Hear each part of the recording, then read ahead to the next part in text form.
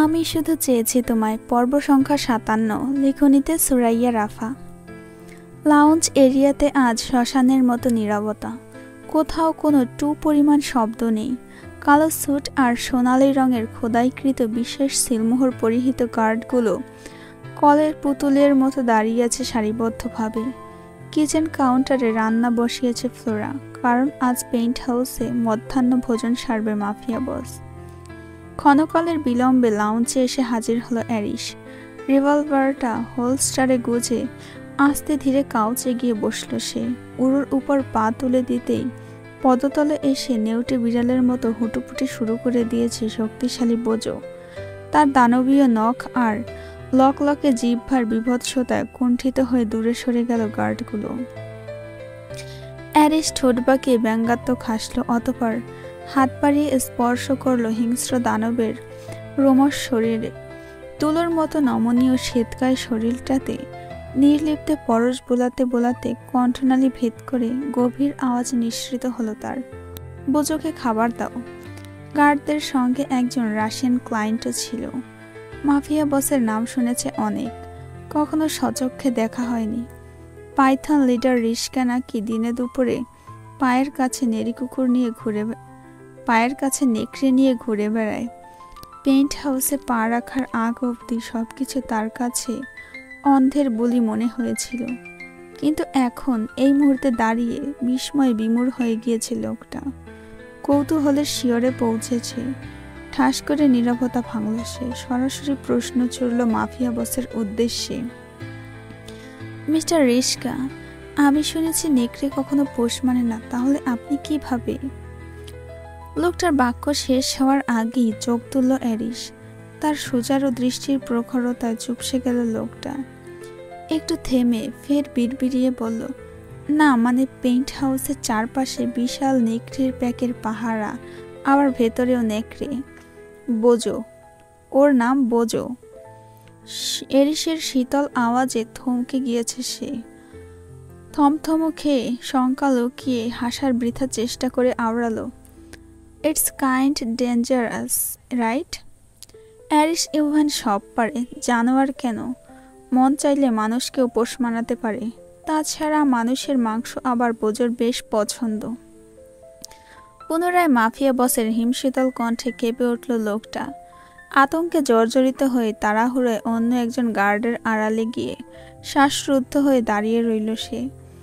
এতক্ষণে নিজের তীক্ষ্ণ দৃষ্টি সরিয়ে নিল অ্যারিস। পায়ের কাছে ছড়িয়ে ছিটিয়ে রাক্ষসের মতো খাবার খাচ্ছে বোজো। সেদিকে তাকিয়ে তৃপ্তিতে ঠোঁট বাঁকালো সে। অতপর কালো স্যুট পরিহিত মাফিয়া গার্ডগুলোকে আদেশ করে বলল, ক্যাসিনো ক্লাবের রিপোর্টগুলো দাও। তাদের মধ্যে একজন আইপড খুলে মতামত পেশ করতে আরম্ভ করল দুশ্চিন্তাগ্রস্ত হয়ে। ড্যানিয়েল রাশিয়াতে ব্যাক করেছে এবং গত মাসের নিলামটা সেই জিতেছে। খুব শীঘ্রই ড্রাগন হান্টার গ্রুপ আবারও সাইন করবে বস। নির্বিকারে কাউচের হাতলে আঙুল নাড়ছে অ্যারিস। কোনো এক কৌশলী ভাবনায় পুরোপুরি নিমজ্জিত সে। ঠিক সেই মুহূর্তে কোথা থেকে যেন উদ্ভ্রান্তের মতো ছুটে এলো তুষার। থমথমে গলায় জানালো, we need to talk Aris, it's urgent. কি হয়েছে? অ্যারিসের সজাগ দৃষ্টি। গম্ভীর স্বরে তুষার জানালো, মাহির বেঞ্জামিন। নামটা শুনতেই অ্যারিসের উজ্জ্বল কপালে ধরা দিল চিন্তার বলিরেখা। অকপটে প্রশ্ন ছুড়ল, কি করেছে মাহিন বেঞ্জামিন? মিস ব্লু আইস অ্যাঞ্জেলের খোঁজে পেইন্ট হাউস অবধি চলে এসেছে। আপাতত গার্ডদের হাতে বন্দি সে। ঈশানের প্রসঙ্গ আসতে দম গিলে ফেলল মাফিয়া বস। তপ্ত শ্বাস ছেড়ে বলল, ওকে আসতে দাও। After all it's a very personal issue for me. একটু বাদে লাউঞ্জ এরিয়াতে পদার্পণ করল মাহিন। শান্ত দিঘির জলের মতো দৃষ্টিতে কোথাও কোনো ভয়ের লেশমাত্র নেই মাহিনের, বরং জোরালো পদচারণে এগিয়ে এসে মুখোমুখি হলো অ্যারিসের। অ্যারিসও তাকিয়ে আছে নিরুদ্বেগ ভঙ্গিতে। ধূসর বাদামি কৃষ্ণ গহ্বরে দাউ দাউ করে ক্রোধের অগ্নিস্ফুলিঙ্গ, অথচ অনুভূতিহীন নির্লিপ্ত অভিব্যক্তি। মাহিন এসে দাঁড়াতে লাউঞ্জে উপস্থিত সকল গার্ডদের চোখের ইশারায় চলে যেতে বলে অ্যারিসের। পেছনে এসে দণ্ডায়মান হলো অস্ত্রধারী তুষার জাওয়াদ। তুষারের হাতে আবদ্ধ লোড করা রিভলভারটার দিকে এক পল চেয়ে শ্লেষ হাসল মাহিন। পর মুহূর্তে অ্যারিসের পানে দৃষ্টিপাত করে কণ্ঠে উষ্মা নিয়ে অকপটে জানতে চাইল, ঈশানী আর ইয়াশ কোথায়? চোয়ালের বেশি শক্ত হয়ে এলো অ্যারিসের। দাঁতে দাঁত পিষে প্রশ্ন ছুড়ল, আমার স্ত্রী সন্তান দিয়ে তোমার কাজ কি? লম্বা চওড়া বলিষ্ঠ দেহের অধিকারী মাফিয়া বসের সম্মুখে মেইনটেইন ফিগারের মাহিনকে নিতান্তই এক ছেলে মানুষ লাগছে। যদিও লম্বায় কেউ কারোর চেয়ে কম নয়, একজনের শরীরে অশুভের মতো ঝিলিক দিচ্ছে ব্ল্যাক ভেলভেটের দামি স্যুট, আর অন্যজনের হোয়াইট সোয়েটার শার্টের উপর ব্রাউন ওভারকোট যেন ঘিরে রেখেছে মায়াময় এক শুভ্রতা। তুচ্ছ এক রমণীর জন্য আজ জলজন্ত অগ্নেয়পিণ্ডি মুখোমুখি হয়েছে দুজন।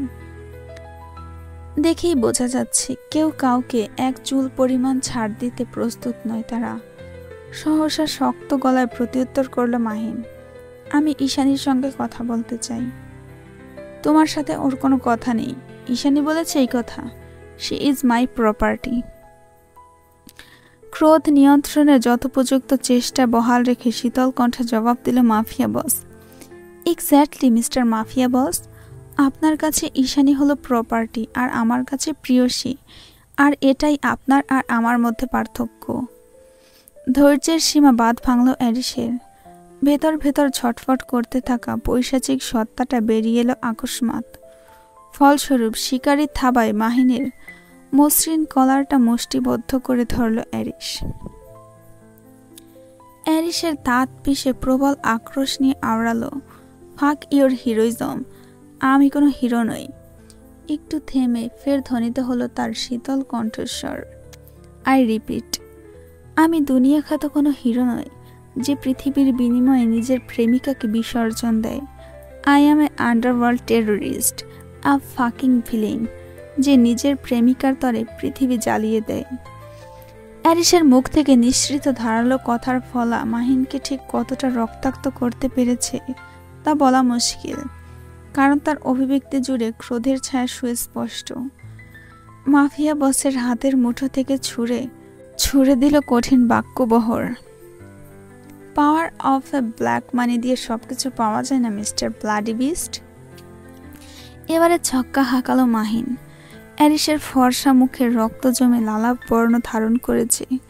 সেসবে তোয়াক্কা না করে অকপটে বলতে লাগলো Mahin, the king of underworld, আপনি যার জন্য দুনিয়া জ্বালিয়ে দিতে চাইছেন, যার জন্য আপনার এত পাগলামি, এত উৎপীড়ন, আপনি কি জানেন সে আপনাকে দানবের মতো ভয় পায়?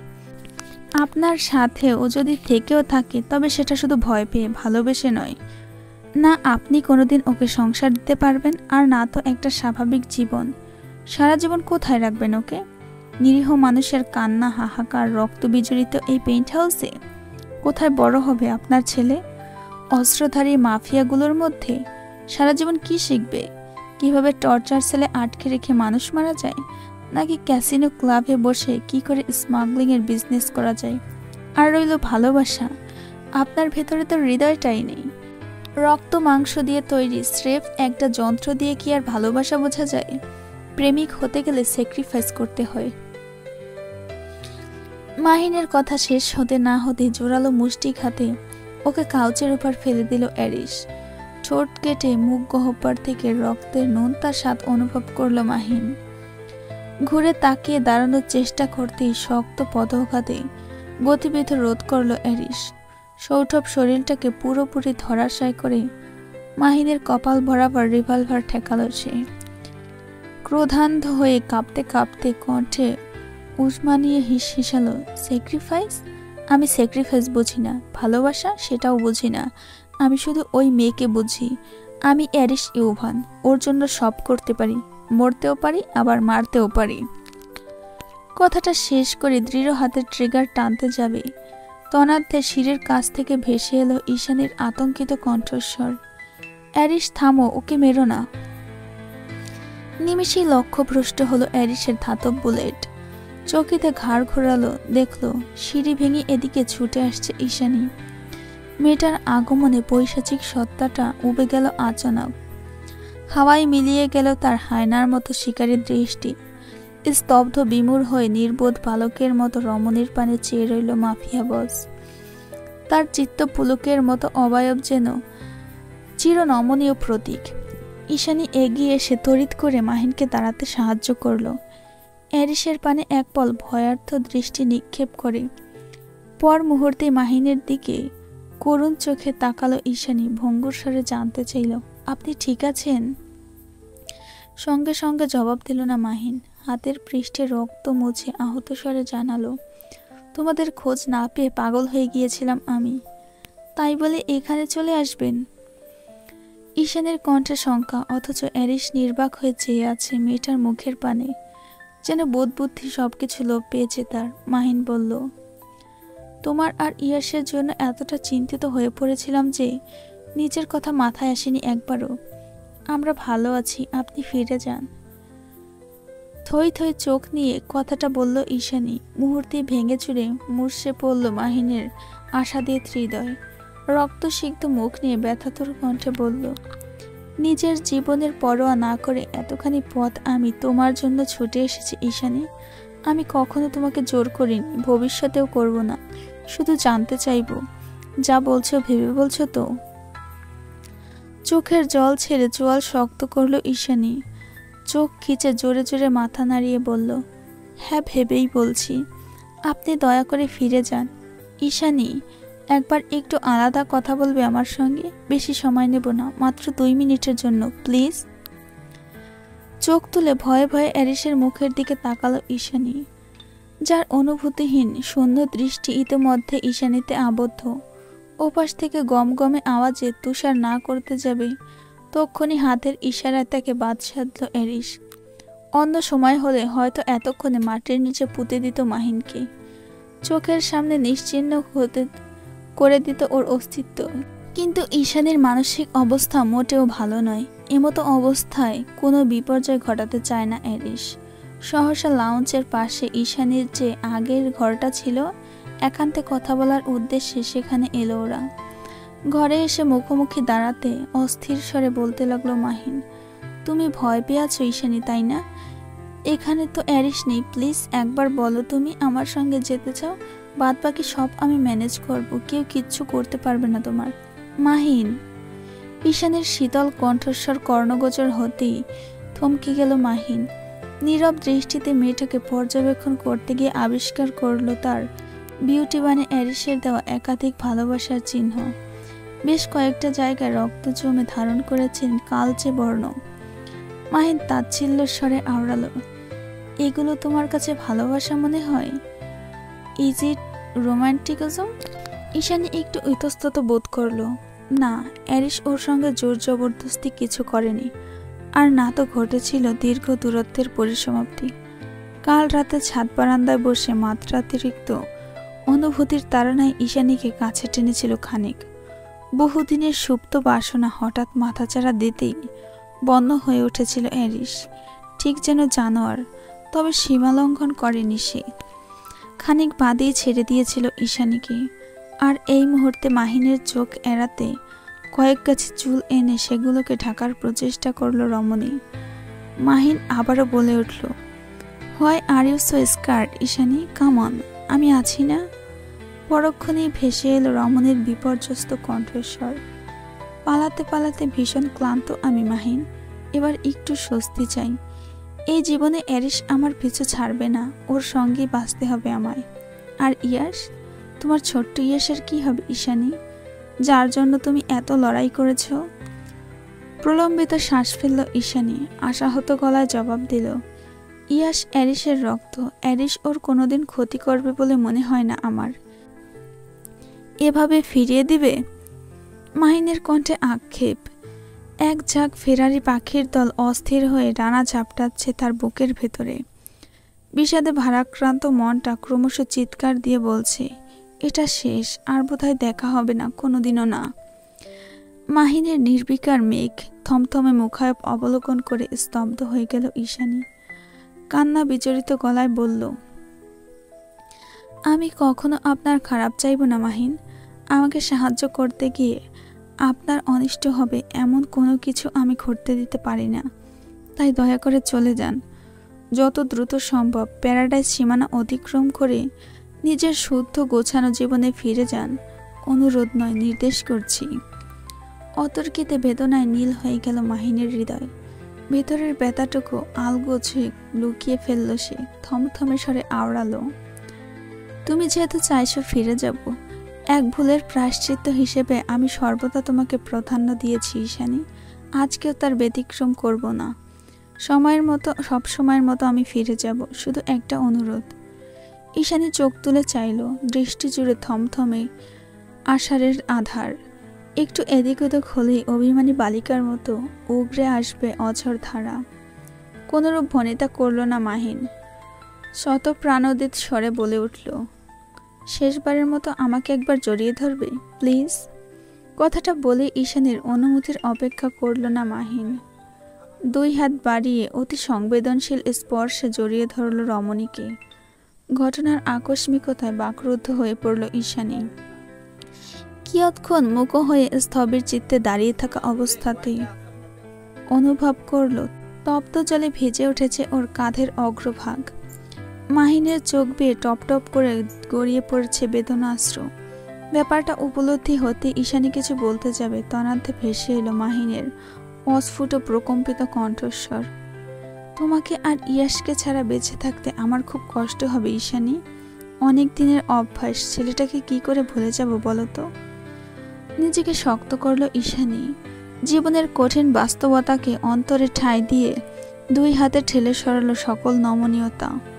অনুভূতিহীন স্বরে বলল, খুব সম্ভবত ইয়াসের আপনার কথা মনে থাকবে না, কিন্তু মা হিসেবে আমি অবশ্যই আপনার কৃতার্থের কথা ওকে জানাবো। চিন্তা করবেন না, ইয়াসের মস্তিষ্কে আপনি সর্বদা পিতৃশ্রদ্ধায় আরোপিত থাকবেন। অপর প্রান্ত থেকে প্রত্যুত্তর এলো না আর।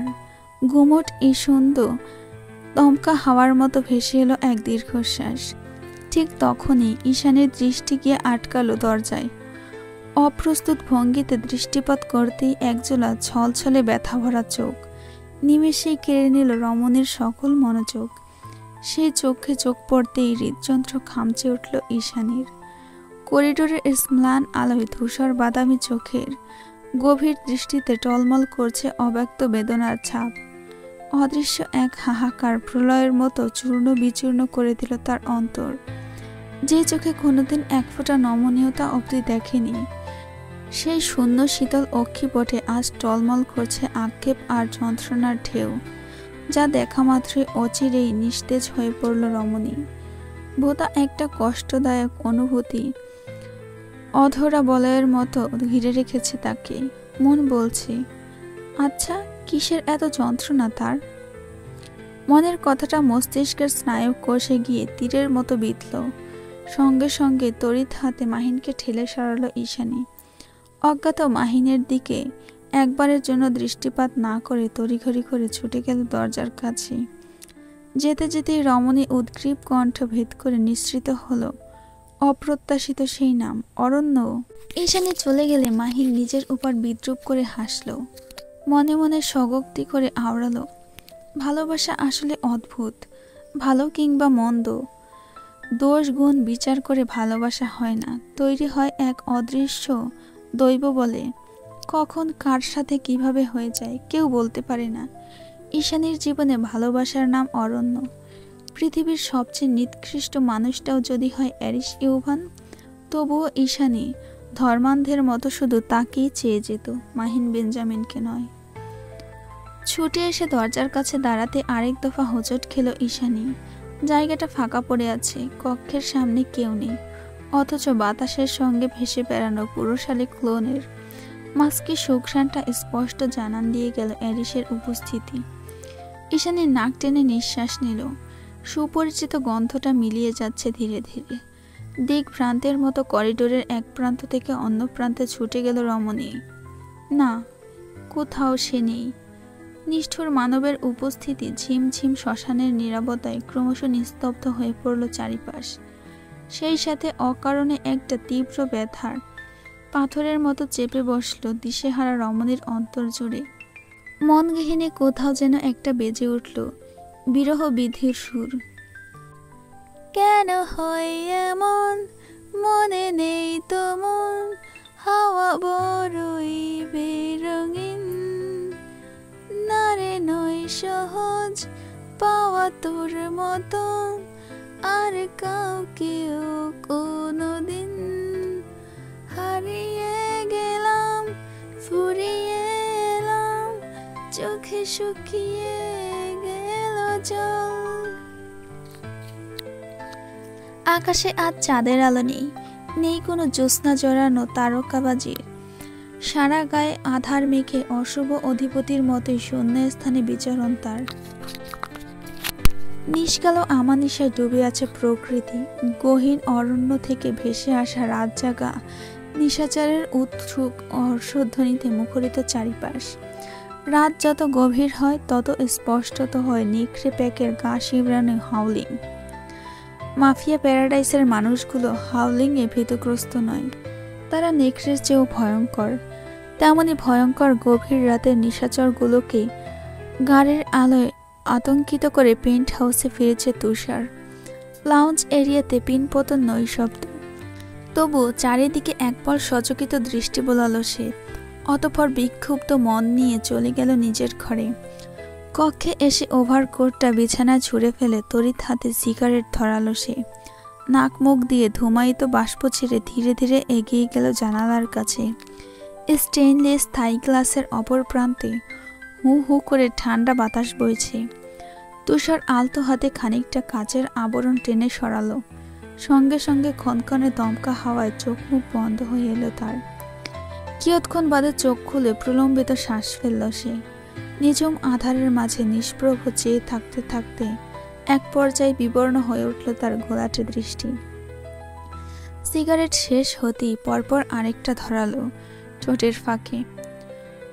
অকারণে একটা অসন্তোষ তীব্রভাবে ঝেঁকে বসেছে তার অন্তরে, যার প্রভাবে ছটফট করছে তুষার। আগে যত রাতই হোক না কেন ফ্লোরা ঠিক লাউঞ্জে বসে অপেক্ষা করত তুষারের জন্য, কিন্তু এখন আর করে না। কারণটা অবশ্য তুষার নিজেই। অপেক্ষমান ফ্লোরাকে কতবার যে অনীহা করেছে তার ইয়ত্তা নেই।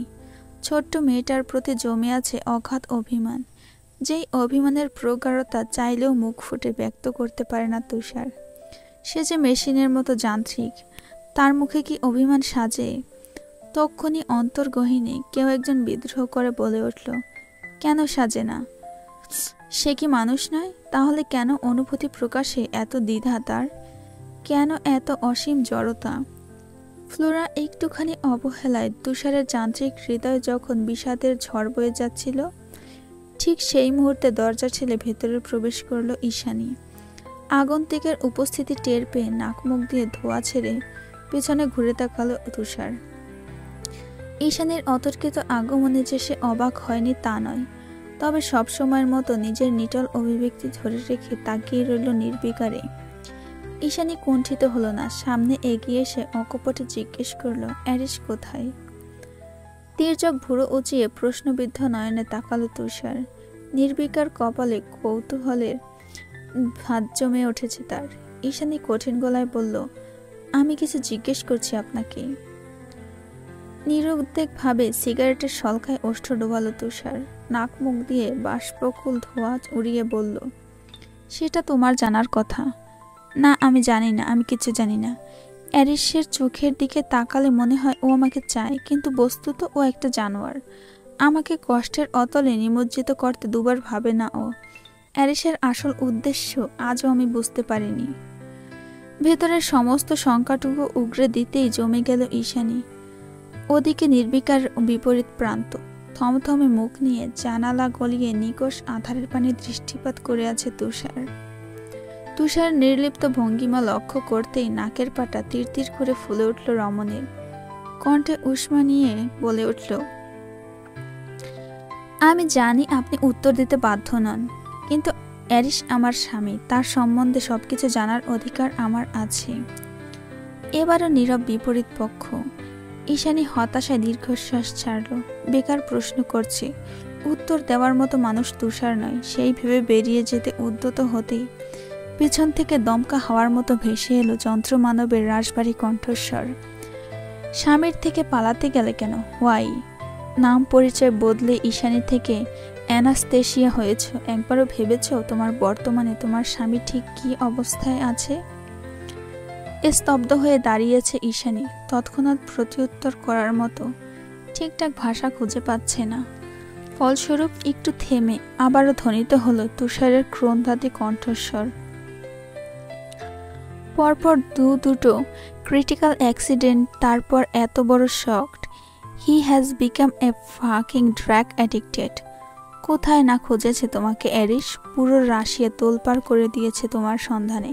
কিন্তু আফসোস, তোমাকে খুঁজে পেতে অ্যারিস ইউভানের 1 বছর লেগে গেছে। কারণ মানুষ নিজ ইচ্ছাতে হারিয়ে গেলে তাকে খুঁজে পাওয়া দুষ্কর। শুষ্ক একটা ঢোক গিলল। ভেতরে ভেতরে আত্মবিশ্বাস সংগ্রহ করে ঈশানী বলল, আপনি কথা ঘোরাচ্ছেন তুষার।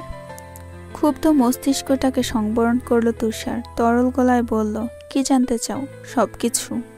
তড়িৎ বেগে ঘুরে দাঁড়ালো ঈশানী। একটু থেমে আবারও একটা সিগারেট ধরালো তুষার। বাষ্পায়িত নিকোটিন ছেড়ে জবাব দিল, অ্যারিস একটা জানোয়ার, একটা নিকৃষ্ট পাপী সত্তা। কিন্তু সে তুমি ব্যতীত অন্য কোনো নারীকে স্পর্শ করেনি কোনোদিন। তুষারের জবাব শুনে বিদ্রূপ করে হাসল ঈশানী। বলল, নিজেকে স্পর্শ করা আর প্রস্টিটিউট ক্লাবে টাকার বিনিময়ে অন্যকে দিয়ে স্পর্শ করানোর তফাৎ কোথায় মিস্টার তুষার? অযাচিত এক কঠিনতা ভর করল তুষারের তীক্ষ্ণ জোয়ালে। সে থমথমে গলায় জবাব দিল, তফাৎ আছে।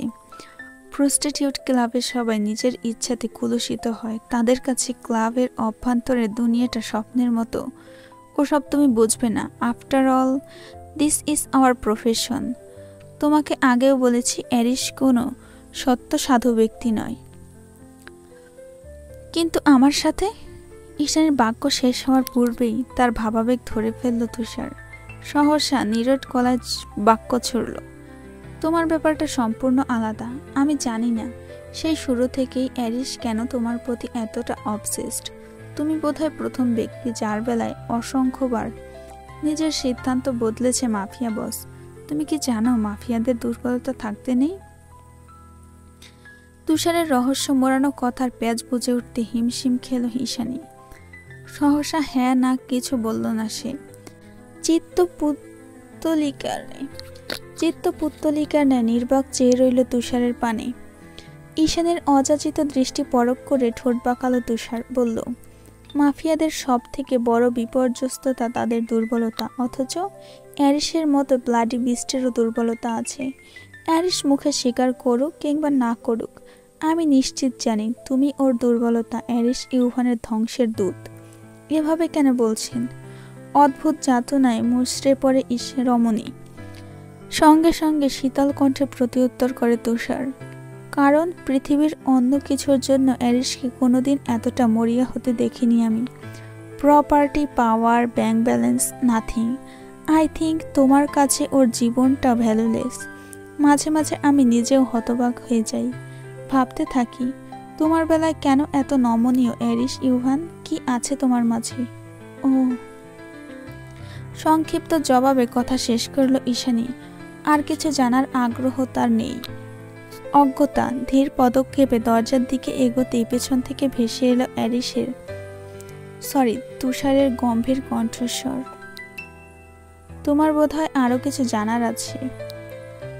এহেন জটিল বাক্যে প্রতিরোধে ঈশানীর গতিবেগ করল।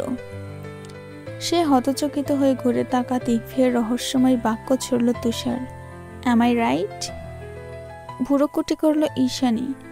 কলের পুতুলের মতো আনমনে আওড়ালো, আরো কিছু জানার আছে, কিন্তু কি? কোনরূপ ভনিতা করল না যন্ত্রমানব, তরল গলায় বলতে আরম্ভ করল, সামনে সামনে না হলে কখনো যুদ্ধ সংগঠিত হয় না, জানো তো? অবোধ বালিকার মতো তুষারের কঠিন চেহারার পানে চেয়ে রইল ঈশানী। রুদ্রস্বরে আওড়ালো, কি বলতে চাইছেন? মাফিয়া বস অ্যারিস যতটা শক্তিশালী, তার শত্রুপক্ষ ঠিক ততটা ধূর্ত আর কৌশলী। মাফিয়া প্যারাডাইস লড়াইয়ের জায়গা, জীবনের প্রতিটা মুহূর্তে যোদ্ধার মতো লড়াই করে টিকে থাকতে হয় এখানে, কখনো কৌশলে আবার কখনো শক্তি বলে। এসব কথা আমাকে কেন বলছেন? ঈশানীর চোখে কৌতূহল। সিগারেটের শেষ টুকরায় পায়ে পিষে প্রলম্বিত শ্বাস ফেলল তুষার। ঈশানীর পানে পূর্ণ দৃষ্টি নিক্ষেপ করে জানালো, বছর দেড়েক আগে অ্যারিস হঠাৎ উধাও হয়ে গিয়েছিল, মনে আছে নিশ্চয়ই? নির্বিকারে চোখের পলক ফেলল ঈশানী। একটু থেমে তুষার বলল, actually we were in a secret mission. আমরা দুজনই তখন আমেরিকাতে ছিলাম। সব কিছু ঠিকঠাক এগোচ্ছিল, মিশন অলরেডি সাকসেসফুল। ঠিক শেষ মুহূর্তে অ্যারিসের দেখা হয় রিয়ানার সঙ্গে। Riana is a mysterious character. Aris রিয়ানাকে ধাওয়া করে ওর ডেরায় পৌঁছায়। কথার এই পর্যায়ে নিজের হাতের অত্যাধুনিক টেকনোলজি সম্পন্ন ঘড়িটাকে ইশারা করে তুষার। ঈশানীকে সেদিকে দৃষ্টিপাত করতে বলে ওঠে, এই ঘড়িটা দেখতে পাচ্ছ, এটা আমার আর অ্যারিসের মাঝে কানেকশন মেনটেন করে। অনেকটা ট্র্যাকিংয়ের মতো। অ্যারিসের পালস কিংবা হার্টবিট স্লো হয়ে গেলে আমি তৎক্ষণাৎ টের পেয়ে যাই। সেদিনও আমি এইটা ট্র্যাক করে অ্যারিসকে খুঁজে পেয়েছিলাম, কিন্তু অ্যারিস একটু থেমে যেতে তড়াক করে প্রশ্ন ছড়ল ঈশানী, কিন্তু? তুষার ওর দিকে তাকালো। মেয়েটা উদ্গ্রীব হয়ে আছে, ভয়, জড়তা আর কৌতূহলের মিশেলে বিপন্ন দেখাচ্ছে তাকে। সহসা বিলম্ব না করে প্রত্যুত্তর করল তুষার, অ্যারিসের হার্টের ঠিক মাঝ বরাবর 3টি গুলি লেগেছিল সেদিন। মুহূর্তে থমকে গেল ঈশানীর হৃদস্পন্দন। বিস্ময় বিমূঢ় হয়ে রক্তশূন্য মুখে তাকিয়ে রইল তুষারের দিকে। তুষার জানালো, বুলেটের আঘাতে সেদিন ঝাঁঝরা হয়ে গিয়েছিল ওর হৃদয়টা। শরীর ঘেমে হাত পা সব ঠান্ডা হয়ে এসেছে ঈশানীর। তারপরে একটুখানি ঠোঁট নাড়িয়ে থেমে থেমে আওড়ালো, কিন্তু অ্যারিস তো বেঁচে আছে, তাই না? তপ্ত শ্বাস ফেলল তুষার। শীতল গলায় জানালো, অ্যারিসের হার্ট ট্রান্সপ্লান্ট করা হয়েছে, অর্থাৎ ওর ভেতরে অন্য একজনের হার্ট প্রতিস্থাপন করা হয়েছে। সেদিন ঠিক এই একই সময়ে আমাদের উপর গ্রেনেড হামলা হয়, যার ফলে আমি নিজেও আহত ছিলাম বেশ কিছুদিন। সেদিন রিয়ানা না থাকলে আমরা হয়তো সেখানেই নিঃশেষ হয়ে যেতাম। বাক্য শেষে যন্ত্রমানবের বুক ছেড়ে বেরিয়ে এলো এক তপ্ত দীর্ঘশ্বাস। ঈশানীর শরীরটা অসাড় হয়ে আসছে ক্রমশ। এতগুলো রহস্য একসঙ্গে সামনাসামনি আসতে বোধহয় শক্তি হারিয়ে ফেলল আকস্মাৎ। বুকের মাঝে ধিক ধিক করছে ছাইচাপা আঙ্গার। অনাকাঙ্ক্ষিত ব্যথার সব অশ্রু হয়ে ধরা দিল রমণীর চোখের পাতায়। তার মানে ঈশানী ঠিক ছিল। অ্যারিস কখনো ইচ্ছাকৃত যোগাযোগ বন্ধ করেনি তার সাথে। মাফিয়া বস মরণাপন্ন ছিল, তাই তাকে এতটা যন্ত্রণা সইতে হয়েছে। কিন্তু আসার পরে অ্যারিস কি তা বুঝতে দিয়েছিল? দেয়নি তো। উল্টো অজস্র কথার আঘাতে এফর ওফর করে দিয়েছিল ওর নাজুক হৃদয়টাকে। এতটা কষ্ট দেওয়ার কি খুব দরকার ছিল? সেদিনের কথা মনে পড়তে আরো হাজারটা প্রশ্ন মাথাচাড়া দিয়ে উঠল ঈশানীর ভেতরে। চোখের কোলে জড়ো হওয়া জলটুকু হাতের পৃষ্ঠে মুছে জড়ানো গলায় বলল, কিন্তু সেদিন? বাক্য শেষ হওয়ার আগে আবারও মুখের কথা কেড়ে নিল তুষার। রাশভারী কণ্ঠে বলে উঠল, লিডার যখন পদরযুস্ত হয়ে পড়ে তখন সৈনিকরাও লক্ষ্যভ্রষ্ট হয়ে যায়। আমার আর অ্যারিসের অনুপস্থিতিতে আমাদের শত্রুপক্ষ সুযোগ খুঁজে পায়। একের পর এক শুরু হয় ষড়যন্ত্র। ব্ল্যাক হোলের বেশিরভাগ গার্ডরাই বিশ্বাসঘাতক হয়ে ওঠে, যার সূত্র ধরে তোমার উপর আক্রমণ চালানোর সুযোগ পেয়েছিল নিকোলাস। ও আসলে ছোটখাটো মাফিয়া সঙ্গের সাথে জড়িত ছিল, তাই ব্লাড ডায়মন্ড সম্বন্ধে অবগত ছিল। তবে এর কর্মক্ষমতা কিছুই জানা নেই ওর। 2 মাসের মাথায় অ্যারিস যখন সুস্থ হলো, তখন থেকেই ও পর্যবেক্ষণ করত তোমাকে। কিন্তু যখন জানতে পারলো ড্যানিয়েল তার গ্রুপ সহ বিডিতে পৌঁছেছে, তাও তোমার খোঁজে, তখন বেশ চিন্তিত হয়ে গেলাম আমরা। পাইথন গ্রুপ কখনো ড্যানিয়েলকে ভয় পায় না, কিন্তু ওর পেছনে একজন গডফাদারের হাত রয়েছে, যাকে আমরা এখনো খুঁজে পাইনি। ইনভেস্টিগেশন করে জানা গিয়েছে সে শুধু অ্যারিসের নয়, তোমারও শত্রু। আমার শত্রু? কেন? মাফিয়া গডফাদার কিভাবে আমার শত্রু হতে পারে? ঈশানীর নীলাভ চোখে বিস্ময়ের ঢেউ। নমনীয় ভঙ্গিমায় মাথা নাড়ল তুষার, আবারও বলতে আরম্ভ করলো। তখনই অ্যারিস নিজ উদ্যোগে সকল কানেকশন বিচ্ছিন্ন করে দেয় তোমার সঙ্গে, কারণ ড্যানিয়েল ততদিনে হন্যে হয়ে খুঁজে বেড়াচ্ছিল অ্যারিসের প্রেমিকা অর্থাৎ তোমাকে। তার মানে সেই সময়ের সিসিটিভি ফুটেজগুলো অ্যারিস আর দেখতে পায়নি? তুষার এদিক ওদিক মাথা নাড়িয়ে না জবাব দিল। না, তবে ব্ল্যাক হোলে ফেরার পরে অ্যারিস তোমার ফুটেজগুলো অনেক খুঁজেছে, কিন্তু আর পাওয়া যায়নি। সম্ভবত ওগুলো চুরি হয়েছে, আমাদের শত্রুপক্ষের হাতে গিয়ে পড়েছে। দীর্ঘশ্বাস ছাড়ল ঈশানী। একটু থেমে পুনরায় জানতে চাইল, তাহলে আপনারা ওই সময় বিডিতে কেন ফিরেছিলেন? তোমার জন্য। অতি সাবলীল কণ্ঠে জবাব দিল তুষার। ঈশানীর প্রশ্নবিদ্ধ নয়নে তাকাতেই বলল, সেদিন নিকোলাস তোমার উপর আক্রমণ করায় অস্থির হয়ে উঠেছিল অ্যারিস। যেহেতু ও নিজে থেকে ব্ল্যাক হোলের সঙ্গে সব কানেকশন বিচ্ছিন্ন করে দিয়েছে, তাই ঘটনা জানতে একদিন সময় লেগেছিল। ফলস্বরূপ তোমার সুরক্ষায় আহত শরীর নিয়ে ইমার্জেন্সি ফ্লাইটে বাংলাদেশে ব্যাক করে অ্যারিস। যেহেতু ড্যানিয়েল বিডিতে, তার উপর আমি আর অ্যারিস দুজনই মারাত্মক ইনজুরিড, তাই আমাদের প্ল্যান ছিল ভিন্ন। আমরা কৌশল খেলতে চেয়েছিলাম, কিন্তু মাঝখান থেকে তুমি এসে সব কিছুতে জল ঢেলে দিলে। ঈশানী মোমঢালা চেহারায় আমানিশার আধার নামল। মাফিয়াদের জটিল জীবনের রহস্য, এত কৌশল আর জানতে ইচ্ছে করছে না। শুধু করুণ গলায় বলল, অ্যারিসের দেওয়া কথার আঘাতে আমার হৃদয়টা দ্বিখণ্ডিত হয়ে গিয়েছিল সেদিন। মনে হয়েছিল আমি তখনই মরে যাই, কিন্তু সন্তানের মুখ চেয়ে মরতে পারিনি। অথচ সেই দগদগে আঘাতগুলো আমার স্মৃতিতে আজও অভিশাপের মতোই আটকে আছে, যা আমাকে প্রতিনিয়ত আতঙ্ক দেয়। ঈশানের কান্না বিজড়িত কণ্ঠে তুষার থমথমে চেহারায় খুব একটা পরিবর্তন দেখা গেল না। সে রোবটের মতো অনুভূতিহীন গলায় বলল, অ্যারিস চাইলে সেদিন তোমাকে নীরবে আড়াল করে ফেলতে পারত, কিন্তু ওভাবে প্রসঙ্গ পাল্টে হঠাৎ সিন ক্রিয়েট কেন করলো ঠিক বুঝতে পারছি না।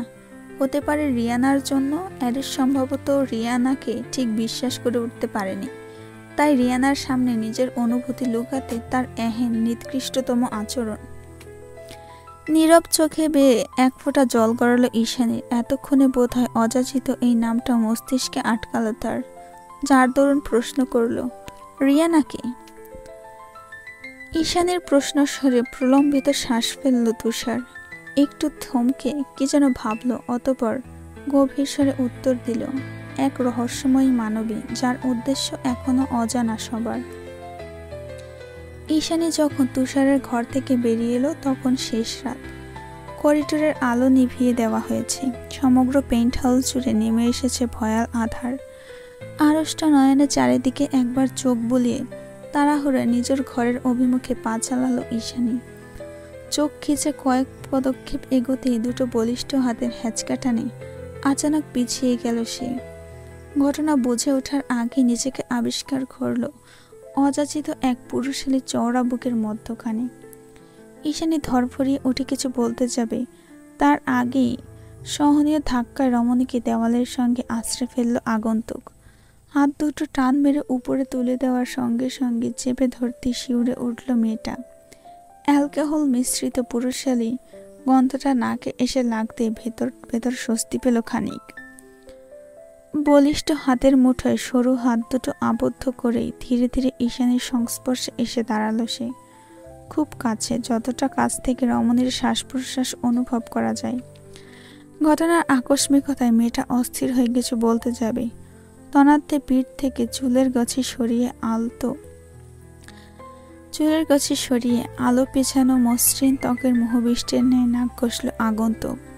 তার তপ্ত শ্বাসে ঝলসে যাচ্ছে রমণীর বেলব ত্বক। কিয়ৎক্ষণ জমে থেকে অবশেষে আটকে রাখা নিঃশ্বাসটা ধীরে ধীরে ছাড়ল ঈশানী। হাঁপুরের মতো শ্বাস ফেলে আওড়ালো, অ্যারিস! তৎক্ষণাৎ ওকে এক ঝটকায় ঘুরিয়ে দিল অ্যারিস। হাত দুটো আগের মতো দেওয়ালে আবদ্ধ।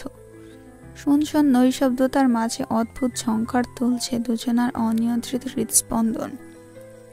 সবকিছুকে উপেক্ষা করে আধার গোলানো ধোঁয়াশার মাঝে দৃষ্টির মিলন ঘটল মাফিয়া বস। অতঃপর ঘোর লাগা মাদকীয় স্বরে বিড়বিড়ালো, প্রেম আমার।